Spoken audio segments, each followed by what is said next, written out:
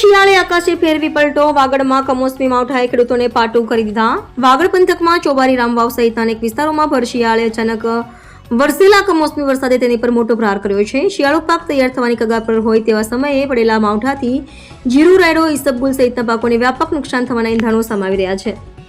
અચાનક પડેલા વરસાદને કારણે કેટલાક વિસ્તારમાં ચોમાસા જેવી પરિસ્થિતિ સર્જાઈ હતી. ખેડૂતોમાં પાણી ભરાઈ જતા પાક જમીન પર ઢળી પડ્યો છે. ખાસ કરીને નીચાણવાળા વિસ્તારોમાં વરસાદી પાણી વહેતા પાક પાટું પડતા ખેડૂતોની મહેનત અને ખર્ચ બંને પણ પારે ફરી વળ્યું હોવાની સ્થિતિ સર્જાઈ છે.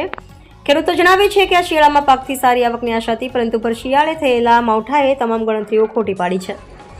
એક તરફ ખાતર, બીજ અને મજૂરીનો ભારે ખર્ચ અને બીજી તરફ પાકને થયેલા નુકસાનથી ખેડૂતો આર્થિક સંકટમાં ફસાયા છે. ઘણા ખેતરોમાં પાક સડી જવાની ભીતિ પણ વ્યક્ત કરવામાં આવી રહી છે. કમોસમી વરસાદથી અસરગ્રસ્ત વિસ્તારોમાં તાત્કાલિક સર્વે હાથ ધરવામાં આવે અને નુકસાનનો સાચો અંદાજ લગાવી ખેડૂતોને યોગ્ય વળતર આપવામાં આવે તેવી માંગ ઉઠી રહી છે. જો આગામી દિવસોમાં હવામાન ખુલ્લું ન રહે તો નુકસાન વધારો થવાની સંભાવના ખેડૂતો વ્યક્ત કરી રહ્યા છે.